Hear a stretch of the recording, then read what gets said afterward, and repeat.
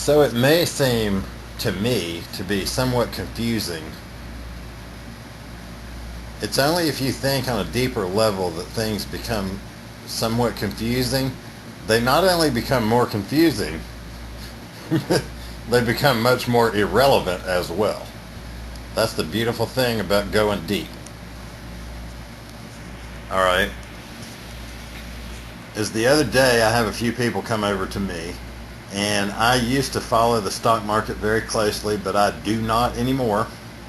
So I have no idea what's going on that morning, and I have a couple of people that mention to me in a certain way that something's going on, and I'm like, okay, the sky is falling. That's what these people seem to believe, So I have a couple of them mention this to me, so I decided, well, let me at least go look and see what's happening. So it's down 500 or 600 points. I mean, it's a doozy. A couple of years ago, now it's not that I do have a little, I guess I'd have to look, but a couple of years ago I'd be sitting there ranting and raving about whatever the reason is. Whatever's going on over in China. The big finger of blame, which is pointing over towards China, so I'm not able to avoid everything. I know what's going on. I guess that means the big finger of blame has pointed away from Greece. Boy, that finger stayed pointed at Greece for so long, I can't believe it was able to shift. But anyway, the finger has shifted. Now the problem is over in China. So the sky is falling. And I look at the stock market and it's down that way, and I think, the confusing part is, okay, I start to think, okay, the man seems to be upset about this, and any of the news that surrounded it was all very heavy and negative. The men this seems to cause them a problem. Okay, now it does cause a problem. It causes a problem in the world because you have got this thing attached to your money. Okay, so you're upset that there's a problem. You're upset because you feel like you're going to lose some money. Now there's a bunch of other extenuating circumstances such as governments and ideologies and all this stuff, but if you really get down to it, it's the money. But okay, so here's the confusion for me on one side of the line would be to ask the person on the other side who is so upset about this, the sky is falling because the stock market is so far down. If you look at the stock market, there's only two directions, up and down. Therefore, every single day it is going in one of those directions. It's probably never stays exactly still. It always moves. And it either moves up or it moves down.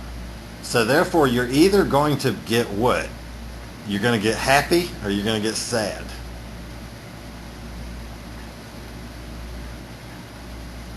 What the confusion is if you are so upset about something that's going down and you've attached it to your money, why did you invent that thing to work that way in the first place? I don't understand it.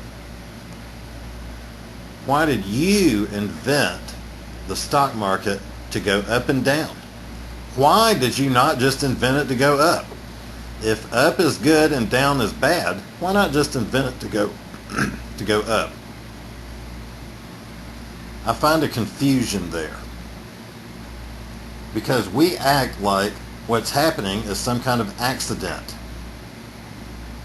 We act like all of these systems and structures that we have put together, when they don't function correctly, that there's some kind of accident or something is happening that shouldn't be happening. We're surprised. Oh my God. Now, my question is, should you be surprised at something that you have invented in its behavior? It's not misbehaving. It's not an entity. It's not an entity. It's not an entity in that way. It's not alive. It does not have its own life. You are the one that has created it. And then you're the one that's upset because it is functioning according to your plan. So my question is, why did you not invent it differently? You know, in the material world, when someone is actually trying to accomplish something, they're trying to get something done, they don't do that. They continue to not reinvent, but they continue to work on the idea that they have before they push it out into the marketplace to make sure that it is something that is viable and is going to work well for the person who is buying it. If it does both things, like if you're selling somebody anything and you tell them that it does a certain function, if it does the opposite also of that function, it's not worth anything. If you buy a carpet cleaner, but it also makes the carpets filthy, it cleans them, but it also makes them filthy, no one's going to be interested. However, psychologically, it seems like those are the only types of products that we are interested in. Psychologically, the product that we're interested in must both perform the way that we want and also perform equally opposite, negatively. There's a confusion. Is there not a confusion? If your car not only drove you to work, but suffocated you inside with carbon monoxide while you were driving, would you drive it? And you know this. You've been told it's in the pamphlet. It's in the book. You open up the book from the glove compartment that says, this car will drive and take you to work, but it will also kill you on the way. What do you do? I mean, here's what it would appear. It would appear that you get right on in and head to work. Because psychologically, that would appear to be what is happening. Psychologically, we are projecting systems and structures out into the world which don't perform worth a shit. Yet we're inventing them. Then we're acting as if it's an accident that they are not performing. It's not. You've created it that way. The stock market was created to go up and down. The mind thrives on conflict. Every structure that the mind projects into the world is going to have two sides to it for some reason. Yet we control the mind. So once we realize that, does it not become our full-time job, i.e. our life, in order to prevent that nonsense? The problem is that there is anything to prevent. We've let this train go off the track for so long that the entire world has almost been destroyed, but just almost not.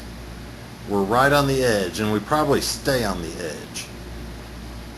If you go back generation after generation, and you go forward generation after generation, you're going to have people always complaining about how bad it is, how people are, complaining about the same things that I might appear to be complaining about. Why? Because they are the same. It's recurring. It's repetitive. My granddaddy and my great-granddaddy could probably have sat here with a recorder talking about this particular subject matter and saying identical things, because nothing has changed psychologically. And there's a misery involved in having no psychological evolution, or no positive psychological evolution that goes along with the material world.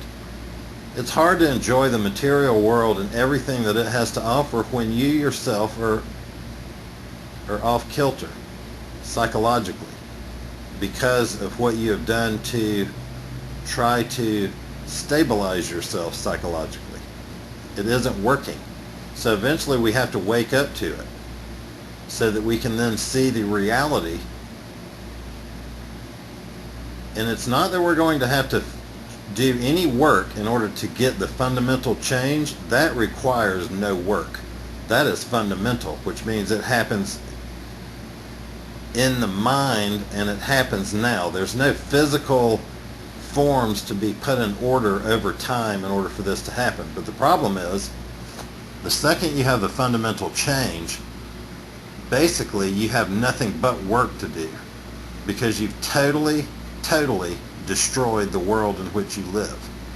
And if you want to continue to live within that world, the best thing to do is to bring it back into some kind of order so you can enjoy your life. Because we're not going to go live in the woods, we're not going to be a monk, we're not going to do any of this stuff. When you find yourself moving to extremes in order to accomplish something in your life, eventually you realize that you never stay at that extreme. You always ease back into whatever is normal and regular, whatever that means. The way it is. So why push yourself out beyond the way it is, knowing that you're just going to slide back into the way it is? Awareness of the way it is the first step to the way it is being different. The fundamental change that happens with you now is not going to affect the physical world one damn bit now in the same time interval as the fundamental change happened, which is pow right now. There will be no change in the world.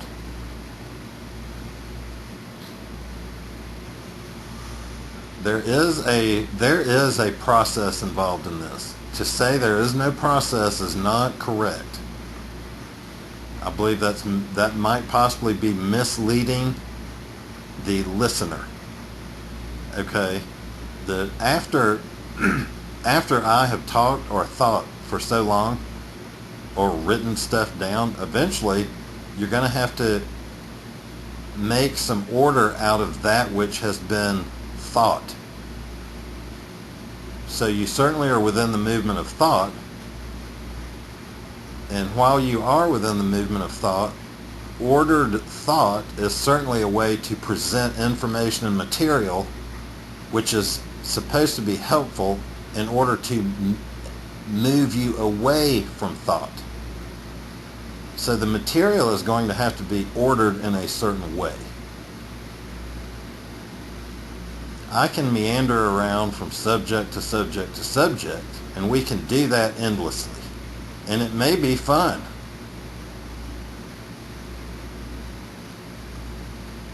However,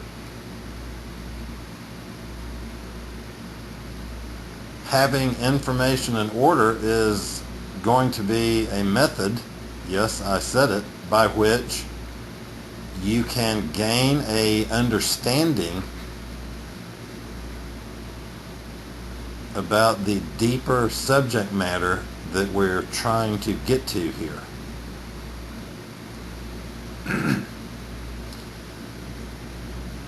But I can tell you this, the first step is going to have to be to wake up to the fact that it's all not a big accident that's happening. It's not just an accident. What's happening to us has been created by us. The belief that some kind of God has created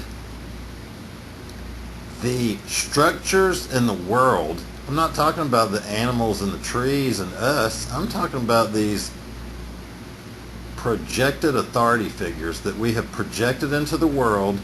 And when you project something into the material world, it's going to have one side and another side. That's just how it is. So the knowledge that we have projected our psychological lives out into the world, and now we have this duality. I'm going to have to look up the definition of that word. It seems to fit. Certainly a word I've heard, not a word I've ever done any research on. But say you have these fragments that you have now created, and now you have to deal with them. And the solution is to reunite the fragments with the whole. And the way to do that is to understand that you are not fragmented. You have done it to yourself, so yes, you are, but it is psychological. It can be changed immediately. The change that comes in the world is going to require a lot of work, but it's going to be easy, because you will be doing it on the foundation of fundamental change.